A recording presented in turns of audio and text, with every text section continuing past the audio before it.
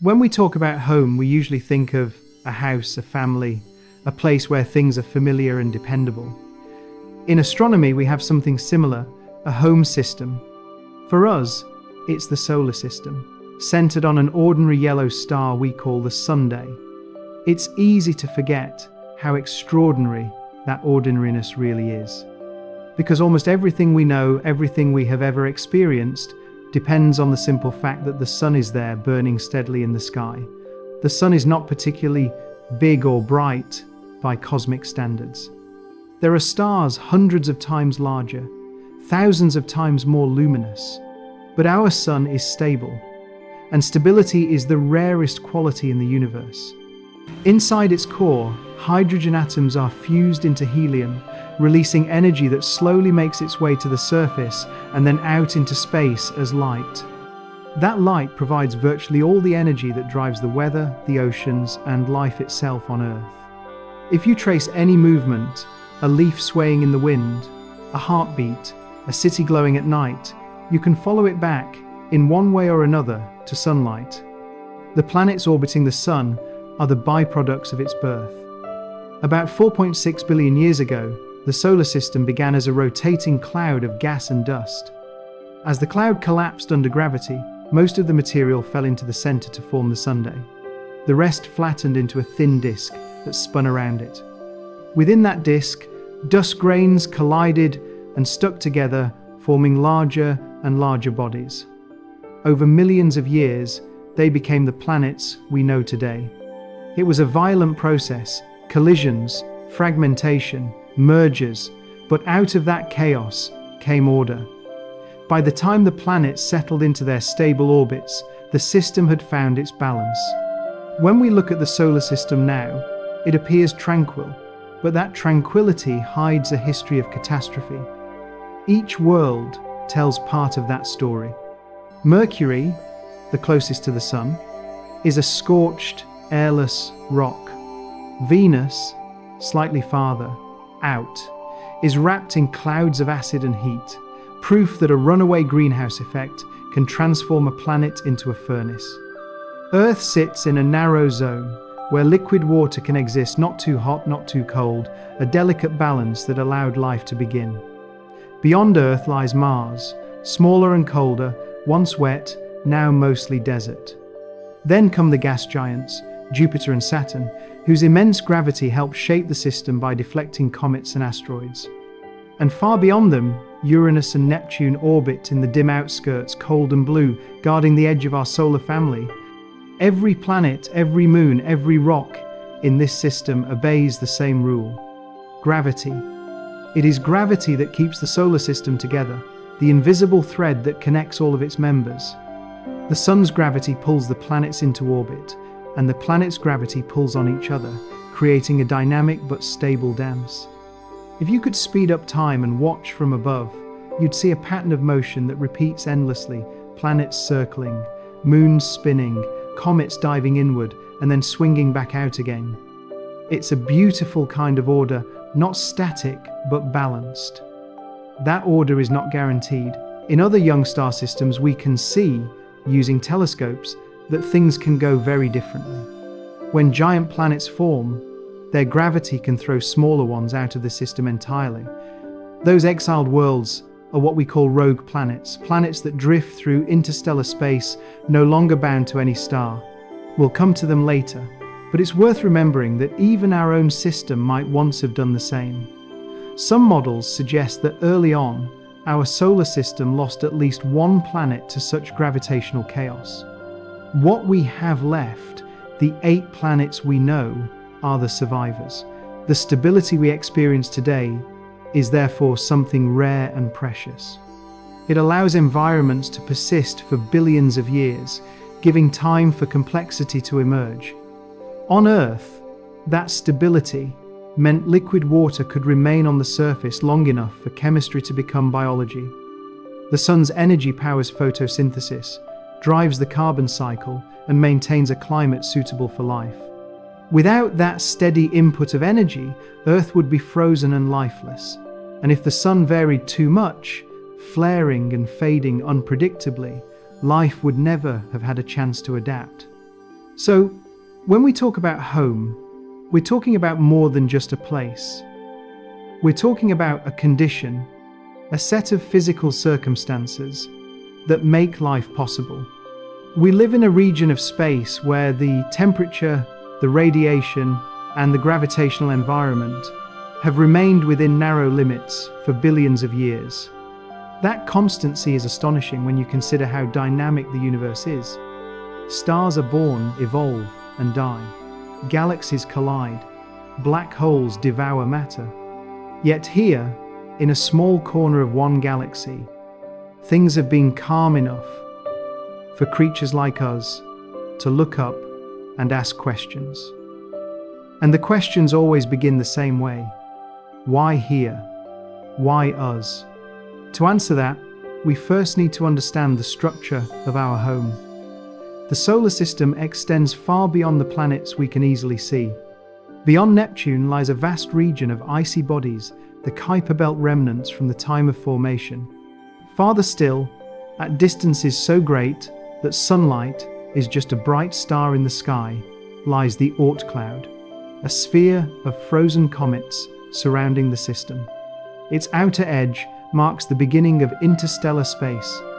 Even there, the sun's influence can still be felt, carried outward by the solar wind, a stream of charged particles that forms a protective bubble around everything inside.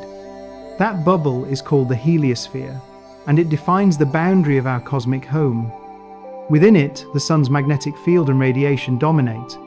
Beyond it, the interstellar medium takes over. The spacecraft Voyager 1 crossed that boundary in 2012. It's now more than 20 billion kilometers away, still sending faint signals back to Earth, a message from the edge of our neighborhood. When we built Voyager, we placed on it a golden record containing sounds and images from our world. That gesture says something profound about us. Even as we reach outward, we carry a sense of home with us. When you stand outside on a clear day and feel the warmth of the sun on your face, you're experiencing a chain of events that began in the core of a star 150 million kilometers away. Every photon that reaches you has traveled through the sun's dense layers for hundreds of thousands of years before escaping into space and racing toward Earth in just 8 minutes. That steady flow of light is so constant that we rarely think about how fragile it really is. The sun maintains its balance because gravity, which tries to crush it, is exactly matched by the outward pressure of radiation from nuclear fusion. If that balance ever failed, the sun would either collapse or explode, and the calm rhythm of our system would end. So the story of our home begins with equilibrium, gravity, and pressure locked in partnership. And in a way, that same partnership extends outward through the whole solar system. The planets, each in their own orbit, are like notes in a chord. Move one slightly, and the harmony changes. Shift Jupiter's path just a little, and Earth's orbit might become unstable. That sensitivity reminds us that what feels permanent is, in truth, delicately balanced. Earth's own balance is an intricate one. Its rotation gives us day and night. Its tilt gives us the seasons. The atmosphere and oceans distribute heat from the equator to the poles, moderating extremes. And the moon, locked in orbit around us, steadies our axial tilt, preventing wild climatic swings. Every feature we rely on, the tides, the winds, the cycles of life, depends on that geometry. When we call the Earth habitable, we mean that it sits within a small set of numbers where the physics happens to work in our favor. But warmth doesn't come only from above. Inside the Earth, radioactive decay keeps the core molten. That internal heat drives volcanoes, renews the crust, and maintains the magnetic field that shields us from the solar wind. Even if the sun were to fade, our planet would continue to glow faintly from within for a very long time. Other worlds share this trait. Io, one of Jupiter's moons, erupts with molten rock because Jupiter's gravity kneads it like dough. Farther out, moons such as Europa and Enceladus conceal oceans of liquid water beneath their ice, kept warm by that same tidal flexing. It's a reminder that the line between living and lifeless worlds is not drawn solely by sunlight. This brings us to a striking realization. Most of the warmth and stability that we associate with home is the result of balance between light and darkness, gravity and motion, inner fire and outer cold. The solar system is a dynamic equilibrium, not a static one. Every component, from the smallest dust grain to the largest planet, participates in maintaining that balance. And because of that, life has had the time to evolve, to become aware, and to wonder about its origins. For billions of years, the planets have moved in their predictable paths. It feels eternal, but it isn't. Over immense timescales, orbits drift, stars change, and even the constellations rearrange themselves. One day, the sun will exhaust its hydrogen fuel. It will expand into a red giant, swallowing the inner planets and altering the architecture of the system forever. But that is billions of years away. Right now, we live in a brief golden window of calm, long enough for us to emerge, look outward, and understand where we are. If you could travel outward beyond the planets, the sun would soon shrink to a bright star among many others, and yet you would still be connected to it. Every atom in your body was forged in an older generation of stars, recycled into this one. We are literally made of star material, hydrogen from the Big Bang, heavier elements from ancient supernovae. To study the sun is, in a sense, to study ourselves. Our curiosity is an extension of that same stellar process. Just as the sun radiates energy, we radiate questions. We build telescopes, send probes, and fill them with sensors to touch places we can't reach. Each mission is an act of imagination, made real, a way to test our understanding of nature. The Voyager spacecraft, the Mars rovers, the upcoming missions to the icy moons, all of them are expressions of the same instinct, to know our origins and our limits. Sometimes, when you look at the images from those missions, the dusty plains of Mars, the storm belts of Jupiter, the blue crescent of Neptune, you realize how diverse our family of worlds truly is. Each planet preserves a piece of the solar system's history, a different experiment in physics and chemistry. Together they form a narrative, how matter can organize itself, how simple rules can lead to immense variety. Understanding that narrative gives us context.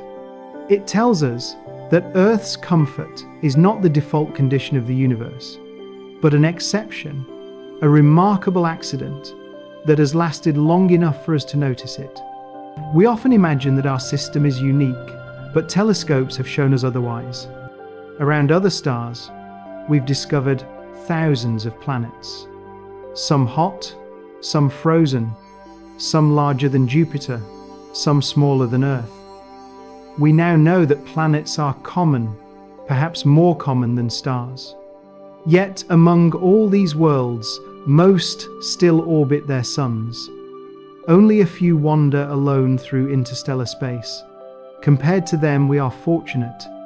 We belong to a star that keeps us warm, to a family that holds together. That sense of belonging to a star is more than sentiment, it's physics.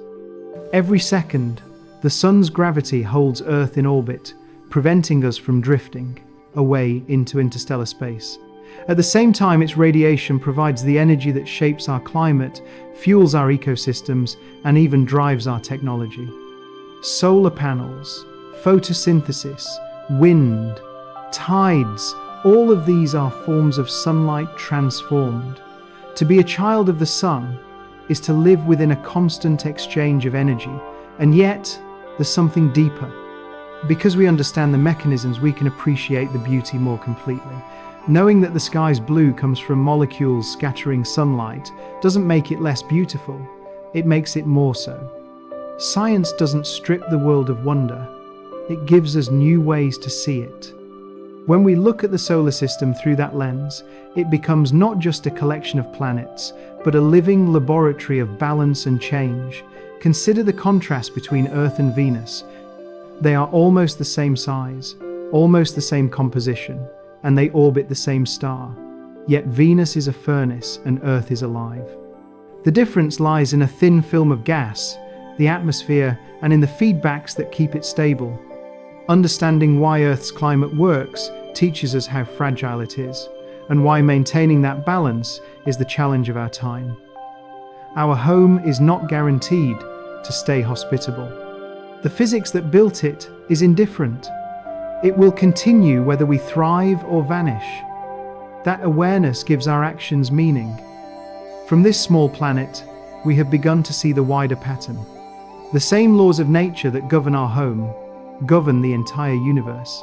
Gravity, thermodynamics, electromagnetism, they apply equally in the heart of a star and in a laboratory on Earth.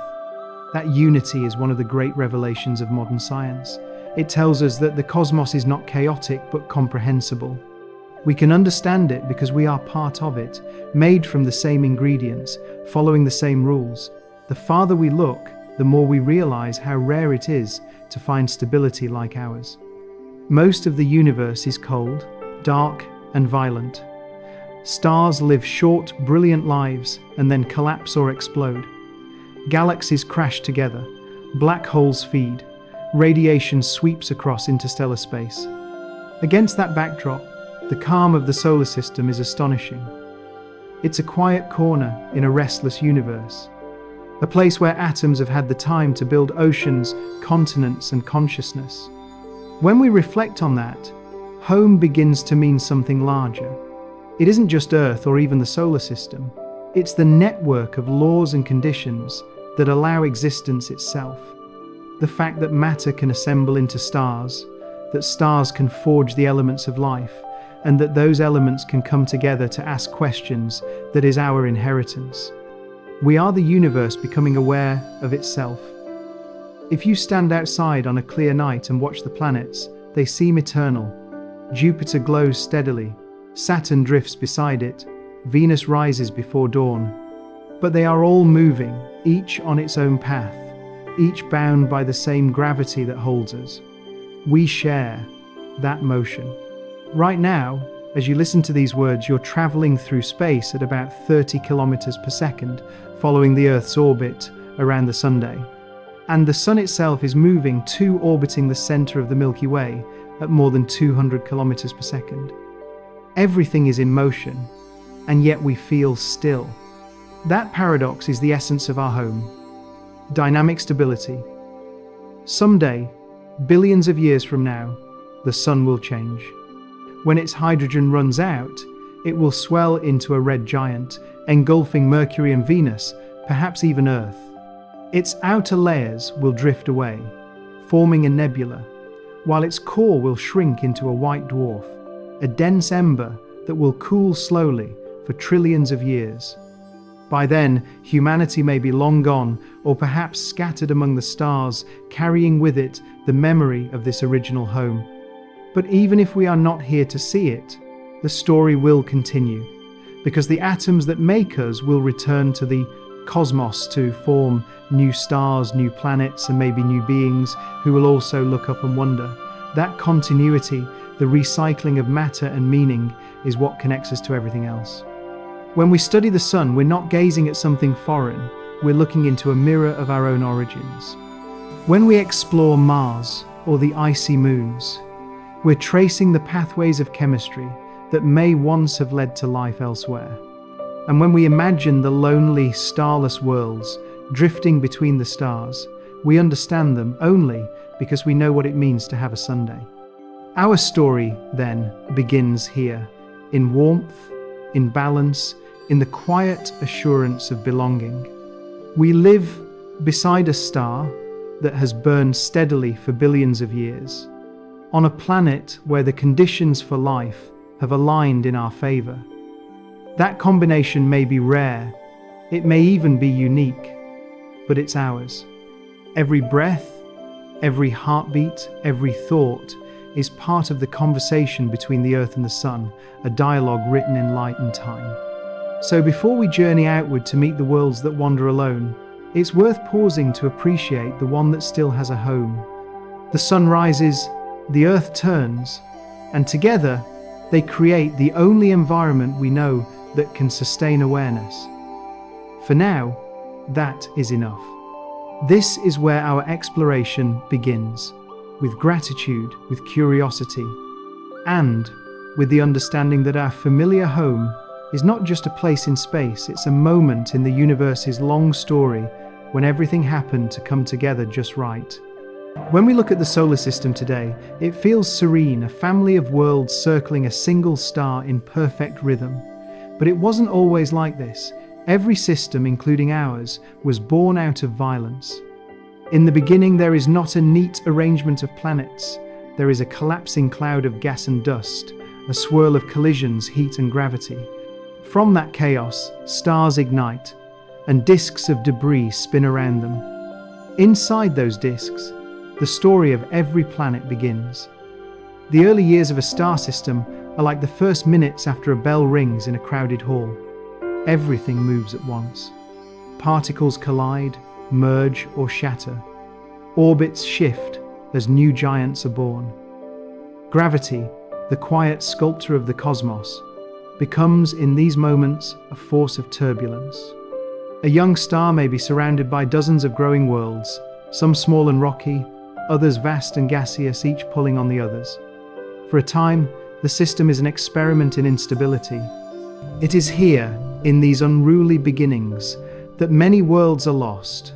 Imagine a group of planets forming together around their newborn star. Each one traces an orbit, but those paths are not yet settled. A close encounter, a near miss between two giants, can throw one planet inward and fling another outward. Sometimes, the smaller body gains so much energy that it escapes altogether, breaking free from its star's gravity. In that instant, a new kind of world is born. A rogue planet, a planet with no Sunday. We can model this on computers now. In simulations, a single gravitational nudge can send a planet on a journey that lasts forever. A few degrees of misalignment, a single resonance between orbits, and the delicate harmony collapses. These aren't rare accidents. They're natural outcomes of crowded beginnings. Every stable system is built on a foundation of loss. For every planet that survives, there may be many that were thrown away. Some of these ejections happen early, while the disk of gas still lingers around the star. Others occur later, when massive planets migrate inward, disturbing everything in their path. When Jupiter moved slightly toward the Sun in the early solar system, it likely scattered countless smaller worlds outward. A few may still haunt the darkness beyond Neptune, frozen and unseen. Others may have been cast out completely, now wandering between the stars. The physics is simple, but the image is haunting. A planet, once warmed by its star, suddenly loses that light. Its sky goes dark. The blue of oceans, if it had any, fades to black. Temperatures plummet, atmospheres freeze. Yet the planet keeps moving, forever tracing a lonely arc through the galaxy. There is no sunrise, no orbit to complete, only the inertia of a farewell that never ends. Astronomers call this process gravitational scattering, and we can see its fingerprints everywhere. Young systems observed through telescopes often show disks torn and warped, evidence that planets inside are jostling for position. Infrared surveys capture faint arcs of dust debris from catastrophic collisions. In those regions, the architecture of a solar system is still being negotiated. Order is not the starting point of creation. It is the outcome of conflict. When we think about our own origins, it's sobering to realize that Earth's survival was not inevitable. Had Jupiter formed slightly closer or Saturn slightly larger, our orbit might have been disrupted long ago. The difference between a planet that remains and one that's exiled is measured in tiny margins, a few kilometers per second in velocity, a few degrees in inclination. Fate, in cosmic terms, is written in decimals. And yet, those exiled worlds are not failures of creation. They are part of the natural ecology of galaxies. The Milky Way may contain trillions of such lost planets, each a relic of an ancient chaos. Some are gas giants, still glowing faintly from the heat of their birth. Others are small and cold, their surfaces locked in perpetual night. We can't see them directly, They give off almost no light, but we can detect their presence when they pass in front of distant stars, bending the starlight through gravity in a fleeting shimmer called microlensing. That brief glint tells us that, somewhere in the dark, another world drifts alone. Once a planet is cast out, physics takes over with perfect indifference. It carries the same momentum it had in its orbit and drifts outward, pulled no longer by a single star, but by the combined gravity of the whole galaxy. Its path becomes an elongated curve through space, looping gently around the Milky Way's center every few 100 million years. To that planet, the stars no longer rise and set. They are fixed points in a night that never ends. We sometimes imagine what such a place would be like. If the world once had an atmosphere, the first thing it would do is freeze. Nitrogen and oxygen would condense and fall as crystal snow. Any oceans would turn solid within days. The last warmth from its parent star would radiate away into space, leaving only the faint glow of internal heat. But even then, that glow could persist for billions of years. Radioactive elements in the planet's core continue to decay, producing energy. Tides from any remaining moons could flex the interior and keep it warm. A thin crust of ice might hide a liquid ocean beneath an entire biosphere sealed off from the universe. It sounds like science fiction, but it's consistent with what we know about physics and geology. We can test these ideas by looking closer to home. In our solar system, moons such as Europa and Enceladus already have oceans kept warm by tidal heating, not sunlight.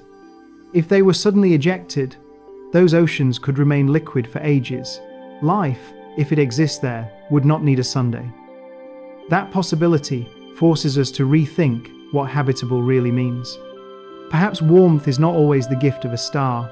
Sometimes it comes from within. Astronomers now run computer simulations of young planetary systems with dozens of forming worlds. They see the same pattern again and again. Most of the planets are unstable. Gravitational interactions toss them inward or outward until only a few survivors remain. In one run, a system of 10 initial planets ends with 2 bound to the star and 8 lost to interstellar space. Scale that up to billions of stars, and the galaxy becomes a sea of exiles. The early universe was a time of endless evictions. And yet, the physics of loss creates beauty.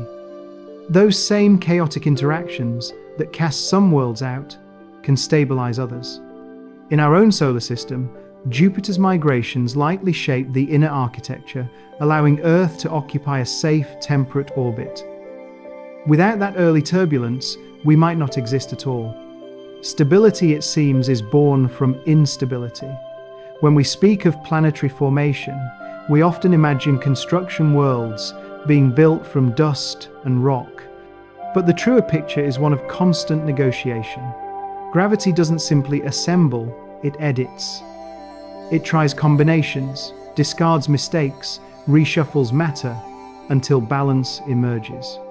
The result is a system like ours, not perfect, but enduring. And every ejected planet, every failure, contributes to that outcome by taking with it excess energy and momentum, allowing the rest to settle. From the standpoint of a galaxy, these wanderers are everywhere.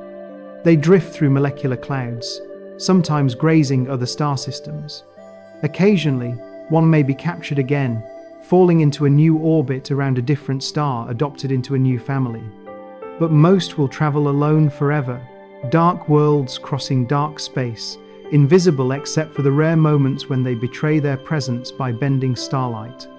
What strikes me most is the contrast between the scale of the physics and the intimacy of the story. In numbers, we're talking about masses, velocities, and angular momentum. But in imagination, we're witnessing something almost human. A separation, a leaving home, a world that once belonged somewhere, now without an orbit to return to. Its warmth fades, its sky grows still, and it drifts on, not destroyed, just detached. In that quiet image, the universe feels personal again. And perhaps that's why this question, what happens when a planet loses its star, and carries such resonance? It's a scientific problem, yes, but also a metaphor. Because in a sense, everything in the universe is temporary. Stars burn out, galaxies evolve, even atoms decay. The story of a rogue planet is the story of impermanence written in gravity. In the last few decades, we've begun to detect these lost worlds directly, or at least their fleeting signatures. When a rogue planet passes in front of a distant star, its gravity briefly magnifies the starlight in a phenomenon known as gravitational microlensing. The light brightens for a few hours or days, then fades. From that brief flicker, astronomers can estimate the planet's mass and speed. It's astonishing that, from a pulse of light lasting less than a day, we can infer the existence of a world that may wander unseen for billions of years. One of the shortest such events ever recorded, OGLE 2016 BLG 1928, lasted only 42 minutes. It suggested a planet roughly the mass of Mars, moving freely through interstellar space.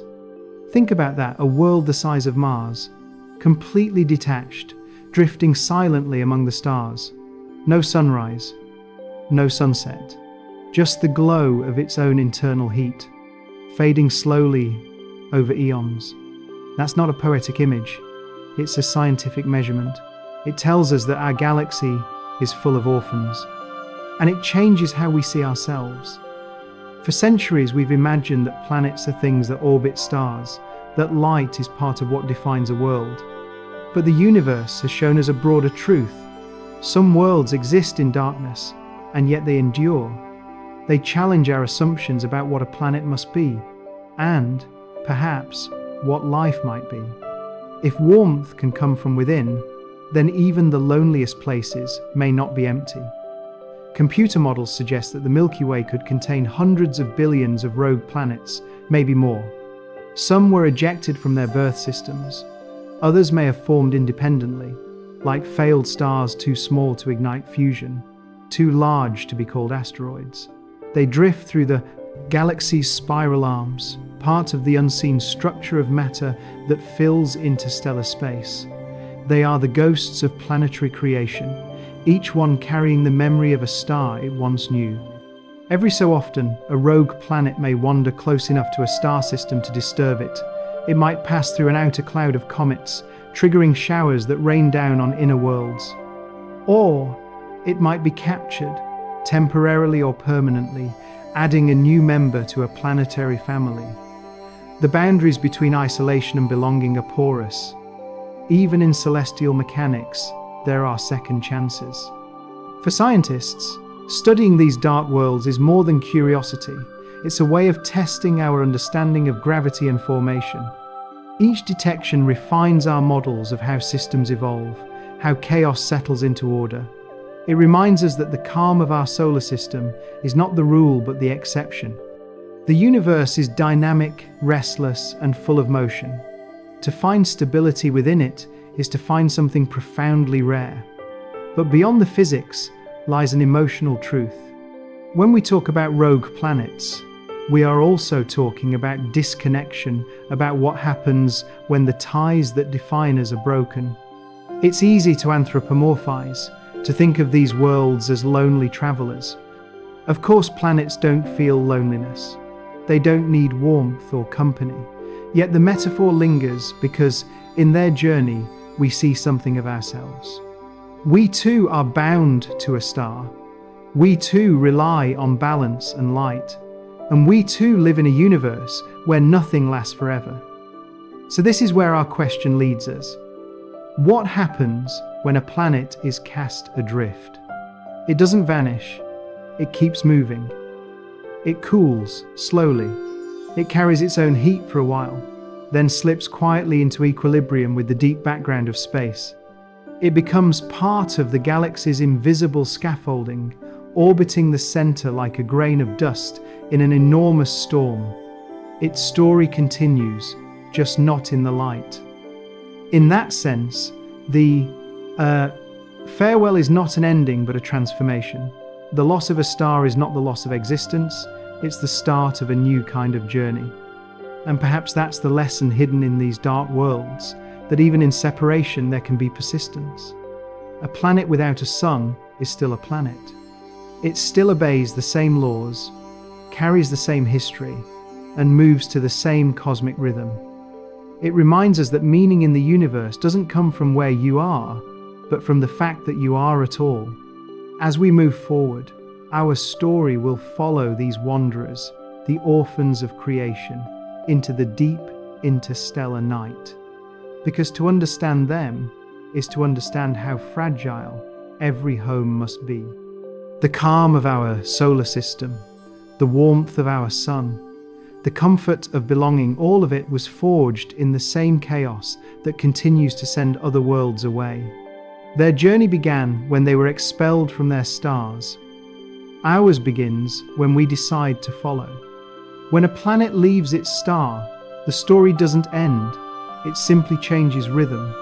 The violence of ejection fades, and motion becomes silence. Momentum carries it outward, farther and farther from the system that once defined it. Behind, the light of its sun shrinks first to a bright point, then to a pale ember, then to nothing more than one star among billions. The planet crosses a frontier few things ever do. The boundary between the warm intimacy of a solar system and the indifferent vastness of interstellar space. Out here, there is no dawn. No horizon glows, no orbit to mark the passing of time. The planet still spins, of course, but spin no longer brings day and night. Every direction is night. Every horizon looks the same. If there were mountains, they would stand in perpetual shadow. If there were oceans, they would lie beneath an endless skin of ice.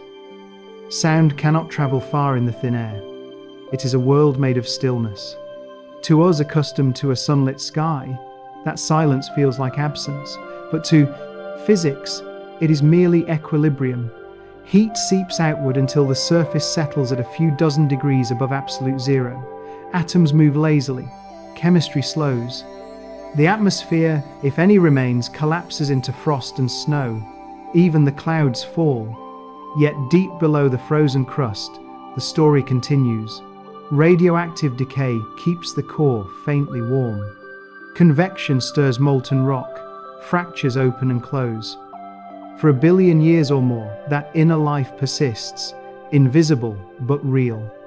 In a sense, the planet still breathes slowly, heavily, through the weight of its own ice. If you could stand on that surface, wrapped in protection, far thicker than any spacesuit, you would see a sky unlike any seen from Earth. The Milky Way would stretch from horizon to horizon, brighter than any city's lights, a river of cold fire. The stars would not twinkle, their light would reach you unfiltered, sharp as needles. Somewhere in that immensity would be the star that once was home. You might look for it, but you'd never be sure which one it was. There are too many suns, and too much distance between them. Your world would have become one more drop in the galaxy's tide, a vessel on the river of night. The galaxy itself exerts its slow pull. The planet's path curves gently around the galactic center, joining hundreds of billions of other drifters. Stars, gas clouds, dust grains, and other exiles. Every 200 million years, it completes a single orbit, an immense voyage during which whole species could rise and vanish on worlds that still have light. The scale defies imagination. What we call forever is merely a fraction of that loop. And yet this world is not lost in the way we might think. It still has a trajectory, a position, a destiny defined by gravity. Nothing in the universe is truly alone, because gravity connects everything to everything else. Even in the deepest dark, this planet belongs to the galaxy's grand design. Its journey is written in the five, same mathematics that binds our own orbit to the Sunday. Perhaps that is what makes it beautiful. The idea that even in isolation there is order. A rogue planet is not chaos. It is a piece of the pattern, a silent note in the cosmic symphony. Its silence is not emptiness, but the quiet between chords. The temperature drops, but not to absolute zero. There's always a whisper of warmth, a slow leak of energy from within. A billion years after ejection, that warmth may still flow upward through fractures in the crust. If the planet once had water, it now lies frozen into crystal layers, kilometers thick. But beneath that ice, pressures rise, and even the faintest heat can melt a hidden ocean. It could be black as ink, silent and still, yet in that darkness molecules may drift and collide, the beginnings of chemistry. It's a haunting thought that life could exist, not basking in light, but suspended in eternal night. When we talk about habitability, we tend to think of sunshine, but life is resilient. On Earth, organisms thrive at hydrothermal vents, feeding on the chemical energy of rocks rather than sunlight. Strip away the day and the seasons, and the principle remains the same. Energy, wherever it arises, can drive complexity. So even here, in the frozen exile of a rogue planet, we can imagine possibility, a world that, though lightless, is not lifeless. But mostly, this is a place of stillness. Imagine drifting through a galaxy where every point of light is a sun, yet none of them warm you. It's like sailing across an ocean where the stars are islands impossibly far apart. That's why the metaphor of the river of night feels so fitting. The Milky Way flows across the sky like a current of luminous dust, and within it, worlds like this move like ships, unmoored, unguided, but not at rest. Every motion here is governed by gravity's patient hand. There's no friction to slow the journey, no air to push against. The planet will drift, forever, changing course only when it passes near another massive body. Sometimes it may glide through the outskirts of a stellar nursery, the birthplace of new stars. For a while, the faint light of those young suns might fall upon its frozen surface, glinting off the ice like starlight on an ancient sea. Then it moves on, swallowed again by the dark. To observers far away, such a world would be invisible. Only in infrared light, the glow of its own heat, could we glimpse it. Telescopes like JWST can detect that faint warmth if the planet happens to pass across our line of sight. It's like catching sight of a single ember in an endless desert of night. Those rare detections remind us that these worlds are not myths. They are real, numerous, and quietly shaping the galaxy's unseen architecture. From a human perspective, it's easy to call them lonely. We imagine silence as emptiness, darkness as absence. But perhaps, to the universe, silence is simply balance. The planet has found its natural state, motion without change, existence without need. It is neither dying nor living, but being pure, unhurried being. And maybe that's closer to peace than anything else we know. If we could send a probe there, to land, to listen, to feel the cold, it would be like touching time itself. Every particle, every frozen ripple of terrain would hold a record of its past, the heat of its birth, the violence of its expulsion, the gradual settling into calm. No storms rage there now, no tides or winds, only the faint cracking of ice as it adjusts to the pressure from within. Even sound would be rare, the occasional deep groan of crust shifting, echoing into a silence so vast that it seems eternal. In that quiet, the concept of time changes. Seconds, hours, and days lose meaning. Without sunrise or sunset, there's no way to measure duration except by decay, the half-life of isotopes, the slow fading of heat. If consciousness could exist there, it would experience time as something vast and circular, not linear. A million years would pass like a sigh. If we could see this planet from far away, perhaps from another star system, we would not see a traveler, only a dot of darkness against the background of stars. Its existence would be almost a secret, a faint disturbance in starlight. But to understand that such worlds exist at all changes how we think about the universe. They tell us that creation is not tidy, that order, like life itself, comes from chaos, and that even what seems lost still has a place in the greater whole. The planet's journey never really ends.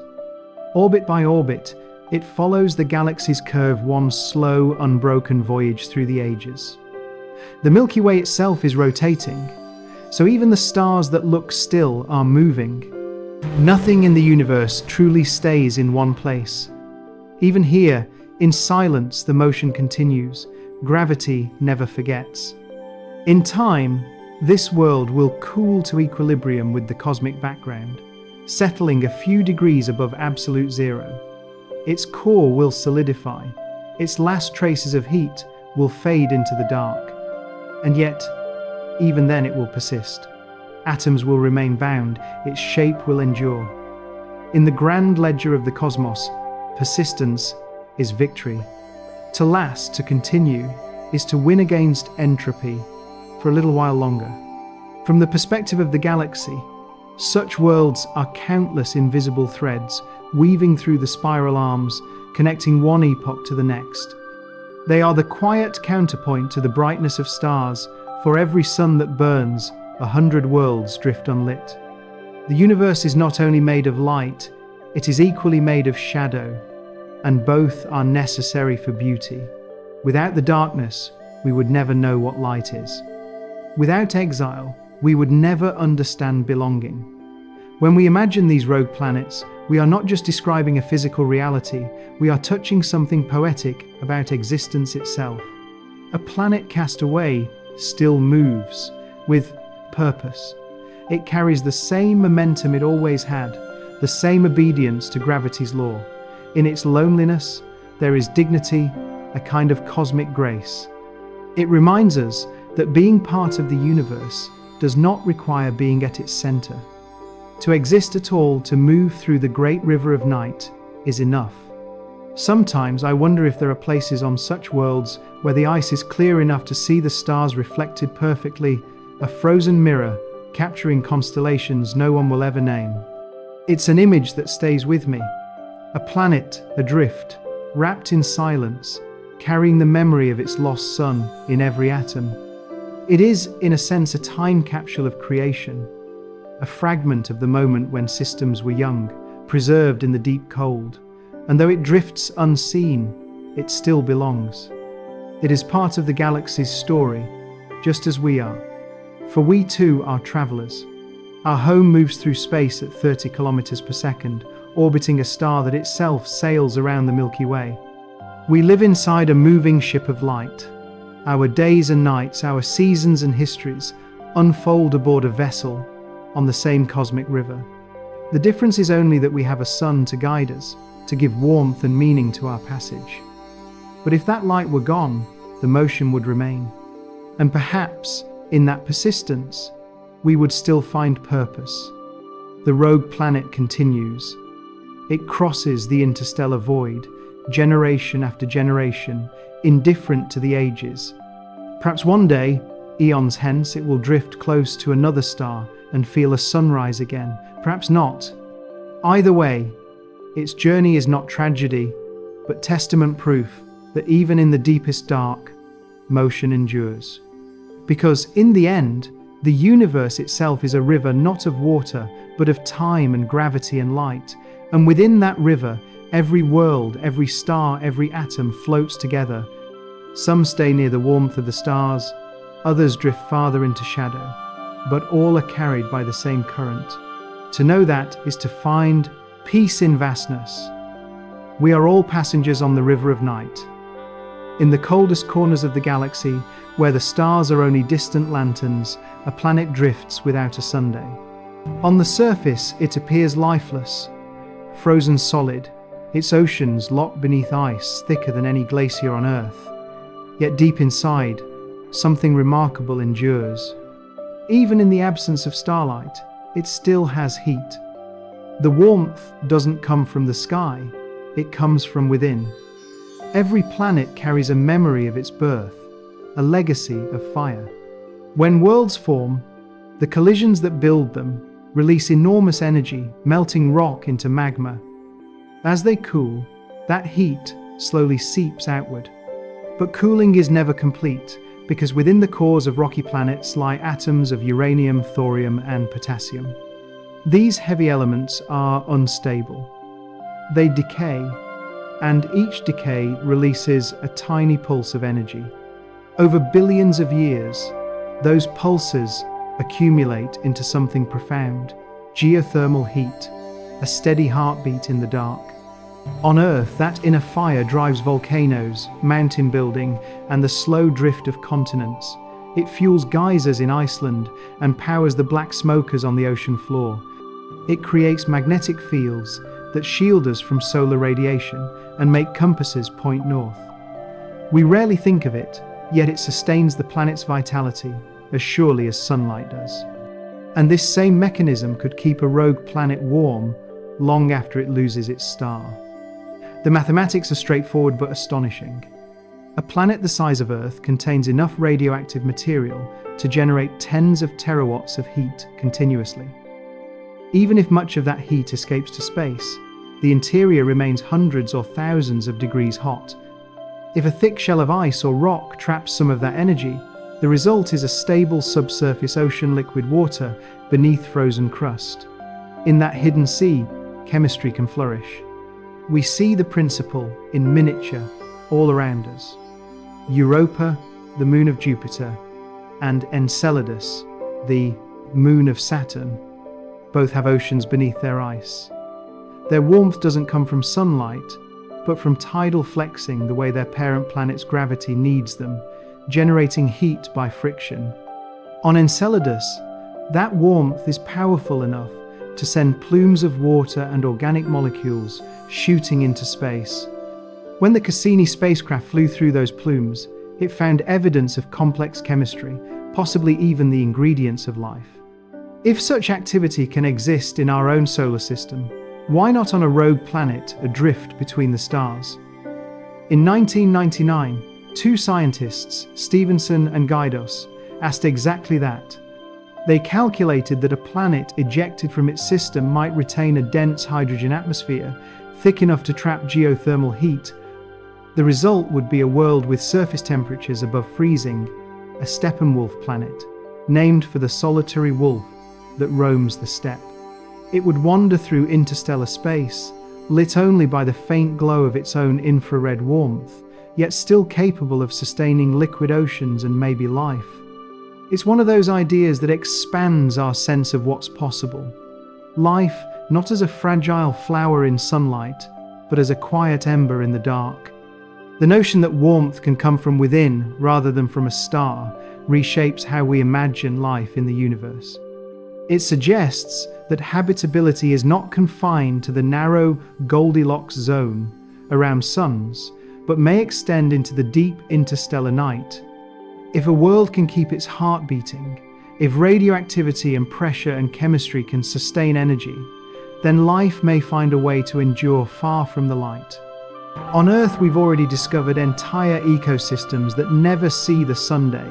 At the bottom of the oceans, kilometers beneath the surface, black smoke vents pour out water heated by the planet's interior. Around those vents swarm communities of strange creatures, tube worms, clams, bacteria, all living on chemical energy. They draw power not from photosynthesis, but from chemosynthesis, converting minerals and hydrogen sulfide into food. It is a self-contained biosphere, driven not by the sky, but by the planet's internal fire. If life can flourish here, then perhaps it can flourish anywhere. Imagine such an ocean under a world of ice, sealed away from the stars. In the darkness, pressure replaces atmosphere, and time slows to the rhythm of geology. Perhaps simple organisms drift near volcanic vents, their metabolism whispering along at the pace of minerals. They would never see the cosmos above, never know starlight, and yet they would be part of it, living, adapting, continuing. It's a humbling thought that the universe may be filled with lives that never look up, yet are as much children of the cosmos as we are. For a scientist, this is not sentiment, but evidence. The physics of geothermal energy, the chemistry of water and rock, the resilience of life on Earth, all point to the same conclusion. The line between a dead world and a living world is not drawn by distance from a star. It is drawn by energy flow, by the ability of matter to organize itself and to keep that organization going. A planet that holds heat can hold possibility.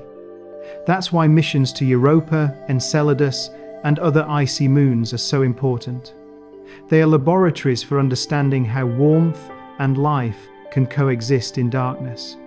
Every plume of water, every trace of organic molecule is a clue to the persistence of complexity in places we once thought sterile. Each discovery expands the map of where life might be hiding, not just near suns, but deep inside worlds that never see them. And if this is true for moons in our solar system, it could be true for countless rogue planets wandering the galaxy. Each one could shelter a buried ocean, each ocean a potential ecosystem, each ecosystem a story unfolding in silence. The galaxy might not be a desert after all, but an archipelago of invisible seas connected not by light, but by physics. Even in the coldest darkness, water remembers how to flow. The molecules that make it up are shaped to dance. Oxygen and hydrogen, bound in a geometry that bends, flexes, and forms networks. Given the slightest hint of warmth, they move again, slip past each other, create currents and tides. In that motion lies possibility. Where water moves, chemistry follows. Where chemistry persists, life may begin. So perhaps, when we look into the night sky and think of it as empty, we are mistaken. Between the stars, hidden beneath crusts of ice, there may be billions of worlds still warm inside, their hearts beating faintly, their oceans murmuring unseen. They are reminders that nature is not fragile but patient, that life, like heat, finds a way to linger. It's tempting to think of such planets as ghosts, drifting endlessly through night. But perhaps they are not ghosts at all, they are survivors. Their warmth, born from the slow decay of ancient elements, is a form of endurance. They remind us that life and energy can persist in ways we never anticipated. The cosmos, it seems, is generous with its second chances. In the story of any world, loss and renewal are intertwined. The violent collisions that forged the Earth also filled it with the radioactive ingredients that still warm it today. Destruction and creation, chaos and order, they are not opposites, but partners. So when a planet is thrown from its star, that act of violence may also grant it freedom, the chance to find a different kind of stability, a quieter kind of life. If we could see inside such a world, past the frozen crust, we might find a landscape both alien and familiar. Mountains of ice rise over deep, black oceans. Plumes of water burst through cracks, crystallizing as snow before falling back again. Hydrothermal vents breathe out minerals and heat, building pillars of stone in the dark. And somewhere, perhaps, in that timeless sea, molecules learn to copy themselves. The first whispers of biology in a place without day or night. It's not an easy world, but life has never needed easy. It only needs opportunity and time. And in the universe, there is no shortage of time. When we look at Earth, we see a world balanced between fire and frost, between sunlight and shadow. But maybe the balance itself is universal. Perhaps every planet, every moon, carries both extremes within it, the potential for light and the potential for warmth. We call one external energy and the other internal, but both are part of the same cosmic equation. Stars and planets, light and rock, sky and core, all are aspects of the same process by which the universe keeps itself alive. The warmth inside a planet, like the warmth inside a human heart, is not infinite, but it lasts long enough to matter. It's a promise written into the laws of physics that even in the cold, there will be embers, that the story doesn't end when the light goes out. When we think of the universe this way, it becomes less a void and more a network of endurance. Stars burn and fade, planets freeze and drift, but within each the same principles play out: energy transforming, matter cycling, time unfolding. there's comfort in that continuity. The heat beneath our feet and the heat deep inside a wandering world are cousins, both born from the same cosmic fire. So the next time you look up at the night sky, remember that beyond the stars, hidden in the dark, there are worlds still glowing faintly from within. Their surfaces may be silent, their skies unchanging, but their hearts are still warm. They are not ruins, they are embers of creation, still burning softly in the cold. And maybe that's the most hopeful truth of all, that the universe doesn't just make things that live, it makes things that keep living in their own quiet ways. That even when the light fades, something remains. A memory of fire, a whisper of warmth, a heart that keeps beating in the dark. There are stories that end, and there are stories that simply continue. The journey of a rogue planet belongs to the second kind. It has no destination, no harbor waiting beyond the dark. It will keep moving long after every familiar light has faded, through epochs measured not in years or centuries, but in trillions of years. Its path is written in gravity, and gravity never stops writing. When we try to imagine time on such scales, the mind resists. 1 billion years is already longer than all of human history by a factor of 100,000. Multiply that again and again, and still you have not reached the lifespan of the cosmos. Stars are born, burn, and die. Galaxies drift apart. The universe expands and cools. Eventually, even starlight itself will thin until the night becomes truly black. Yet the rogue planets will still be there, frozen, invisible, unhurried, sailing through eternity. To them, there is no sense of motion. There is no before or after, only the quiet rhythm of inertia. Each carries with it the faint signature of its birth, the composition of its rocks, the isotopes decaying within its heart. Those atoms remember collisions that happened before the Earth existed. They will continue to decay long after the last star flickers out. The planet's warmth, once a whisper of defiance, will eventually fade into the cosmic background, leaving it indistinguishable from space itself. And yet, in that final stillness, it remains part of the universe's story, the last chord of a song that never ends. How can we know they are there, these invisible travelers? We cannot see them directly. They emit no light, reflect none. But gravity gives them away. When a rogue planet passes in front of a distant star, its gravity bends the star's light. For a brief moment, hours, maybe days, the star brightens, as if acknowledging the passage of a ghost. Then the light returns to normal, and the planet moves on, unseen. This is gravitational microlensing, one of the most delicate measurements in all of astronomy. We don't see the worlds themselves, we feel their shadows glide across the light of others. The mathematics of microlensing is elegant. Light travels in straight lines unless space itself is curved, and mass curves space. When a planet passes precisely between us and a star, it acts like a lens, bending the starlight and magnifying it. By measuring the pattern of that magnification, its rise, its peak, its fading, we can infer the mass of the lensing body. Sometimes that body is a star, sometimes a black hole, and sometimes something far smaller, a planet adrift. The flash may last only minutes, but from that flicker, we can tell the difference between a world and a sun, between light and the absence of it. It's a beautiful irony. To find these planets, we must rely on light, not their own, but borrowed light, momentarily distorted. Their existence is revealed not by what they emit, but by what they interrupt.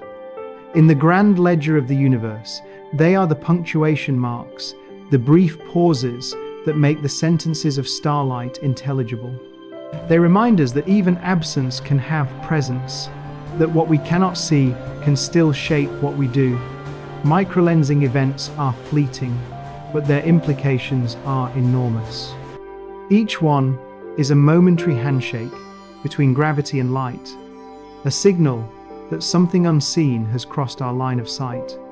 Most of these events never repeat. The planet keeps moving, never to pass that same background star again. To study them requires patience and humility. Astronomers monitor millions of stars for years, waiting for a brief brightening that lasts only hours. When it happens, they measure, calculate, and then wait again. It's astronomy conducted at the pace of the universe itself. What emerges from this slow science is a portrait of abundance. We once thought the galaxy was made mainly of stars. Now we know it is also filled with planets that travel alone, a shadow population outnumbering the visible. They move through the spiral arms like silent companions, unseen but gravitationally real. Each detection adds another invisible pin to our map of the Milky Way, each one proof that creation leaves remnants everywhere. When we think about the future of the universe, these worlds become central to its final chapters. As stars exhaust their fuel and fade, planets like these will remain the last physical structures drifting through an increasingly empty cosmos.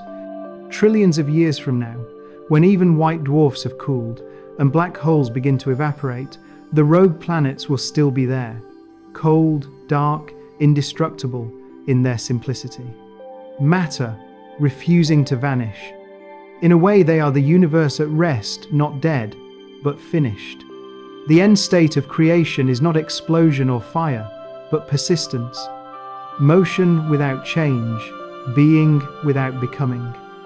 A planet in eternal night is a glimpse of what everything will someday become. Quiet, stable, complete. There is a kind of peace in that thought. It's the peace of acceptance that nothing lasts forever, but nothing is truly lost either. Energy disperses, matter cools, but the laws remain, binding every transformation into continuity. The rogue planets are monuments to that continuity. They tell us that the universe doesn't need constant light to exist. It only needs the balance of forces that keep it unfolding. When I look at the data from a microlensing event, a curve of brightness rising and falling against time, I think of it as a heartbeat. For a brief interval, the universe reveals its pulse. Then it fades, returning to calm. But the echo remains in our records, in our models, in our understanding. Each flicker is a reminder that even the darkest spaces are active, dynamic, alive in their own way. Perhaps that's why studying these worlds feels so intimate. They are distant beyond comprehension, yet their discovery depends on the smallest of coincidences. Alignment, timing, patience. It's as if the cosmos occasionally blinks, and in that blink we catch sight of its secret anatomy. We realize that everything, from the grandest galaxy to the faintest shadow, participates in the same dance of gravity and light. The invisible shapes the visible. The silent gives rhythm to the song. In the end, what we find in the data is not just physics but metaphor. We search the sky for signs of what we cannot see, and we find that the universe answers in subtle ways. It tells us that the absence of light is not the absence of meaning. Sometimes it is only by not seeing that we understand how connected everything truly is. The universe, as far as we can tell, has no final shore. There is no edge to drift toward, no wall at the end of space, no curtain to fall on time. Everything moves outward, expanding, cooling, diluting, yet remaining bound by the same simple rules.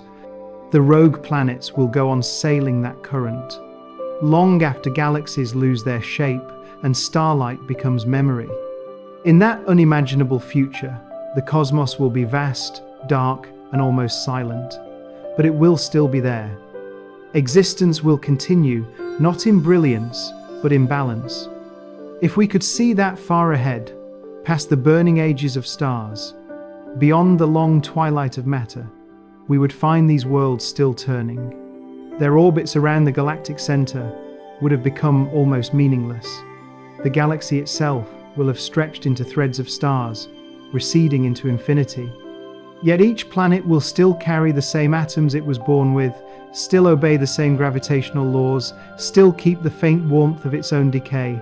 They will be the last true witnesses of time. And then, even they will slow. When protons eventually decay, When space becomes a sea of scattered photons, the rogue planets will dissolve into light. Not a violent end, but a quiet release, the final return of matter to energy.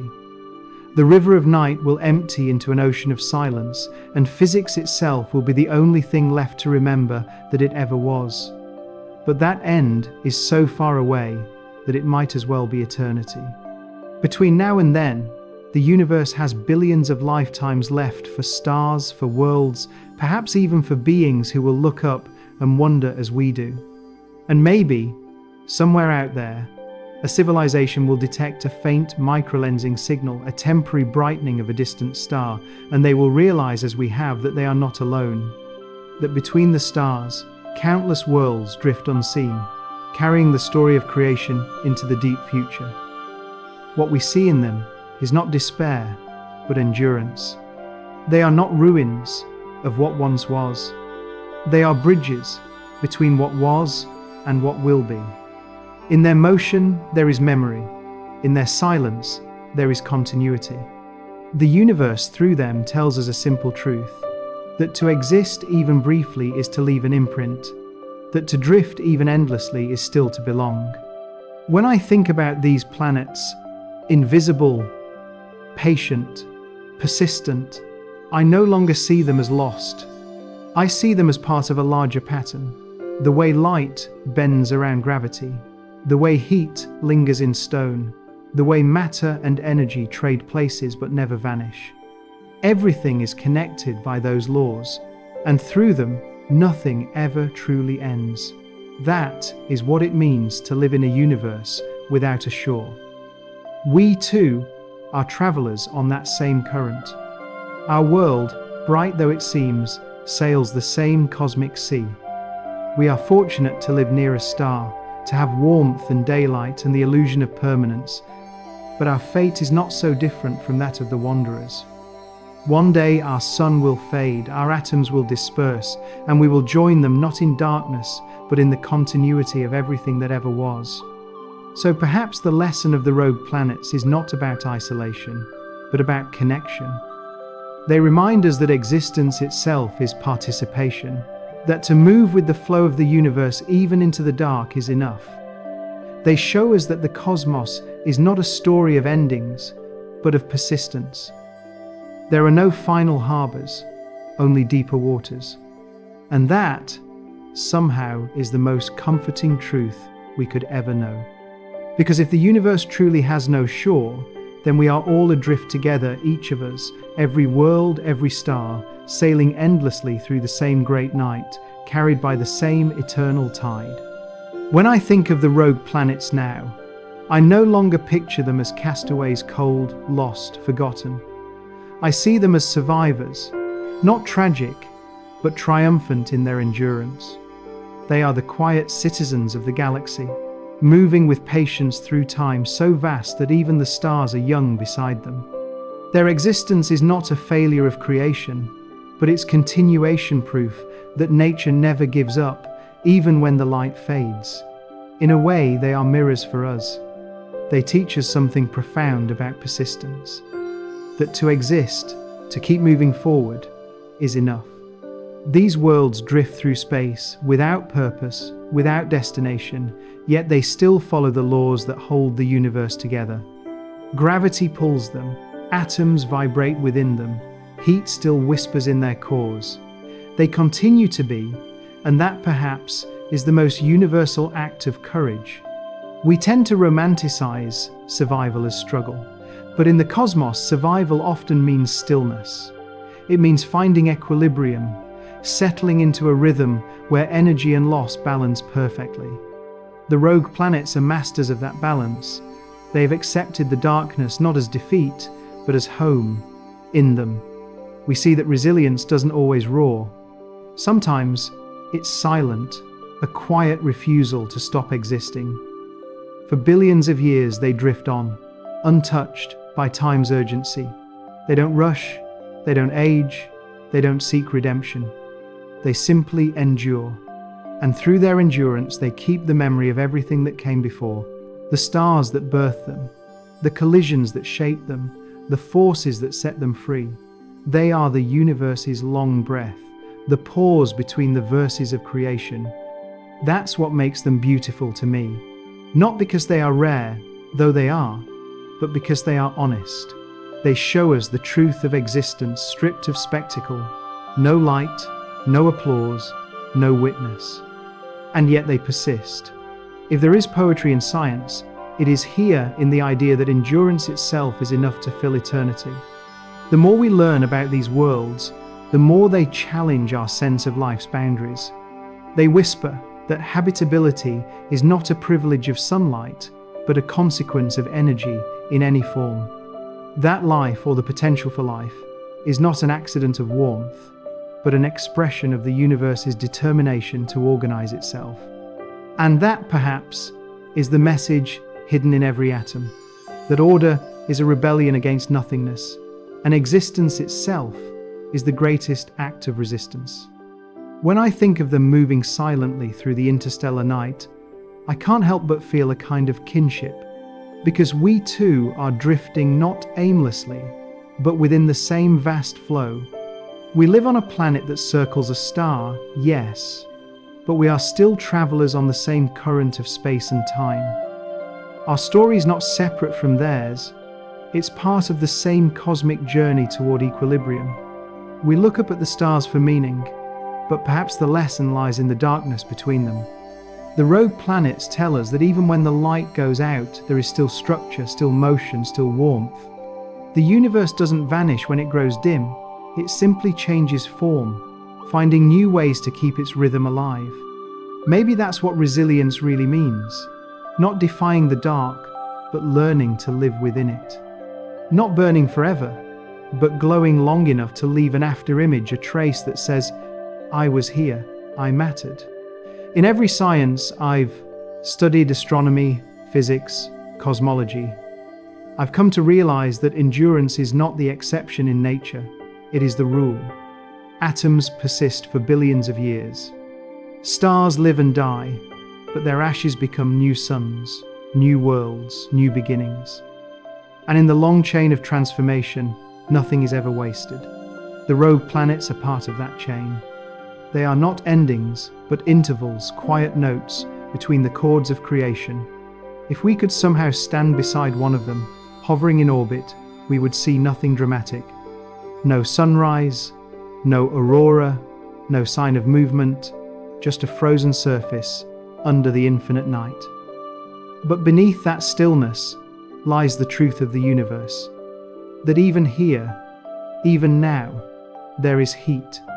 That decay gives warmth, that gravity still binds, that in the most desolate places, the laws of physics continue to work with absolute precision. Order, quietly maintaining itself, moment by moment, across eternity. And that is why I think these worlds are not tragic. They are hymns low and steady to the persistence of being. Each one is a monument to the idea that existence does not need witnesses to have meaning. They drift unseen, yet they keep the story of the universe going. They prove that even in darkness, there is purpose. Not the purpose of intention, but the purpose of continuity. The cosmos endures through them. And so, in a small but significant way, do we. Because we are part of that same story. Every breath we take, every heartbeat, is powered by the same laws that heat those distant cores, the same decay that keeps a rogue planet warm, keeps our Earth alive. We are made of the same atoms, forged in the same ancient stars. The difference is scale, not substance. And if those worlds can survive in silence, so can we through our patience, our curiosity, our will to understand. When we study them, we are not just learning about physics, we are learning about ourselves. We are learning that light is precious because it fades, that warmth is meaningful because it must be kept alive. We are learning that resilience isn't loud, it's quiet, measured, and profoundly natural. The universe doesn't rush, it simply continues. And to continue, in the face of time and cold and distance, is the most extraordinary thing of all. So when I think of these planets adrift but not lost, I imagine them not as lonely, but as serene. They are the long memory of the galaxy, the steady breath between the stars. They remind us that existence is not fragile, it is persistent, and that the most beautiful stories in the cosmos are not the ones that blaze, but the ones that endure. If there is a call to action in all this, perhaps it's simply this: to see the same strength in ourselves that we see in them. To recognize that even when the world feels dark and cold, there is warmth inside us, a memory of fire that refuses to go out. To protect it, to nurture it, to share it.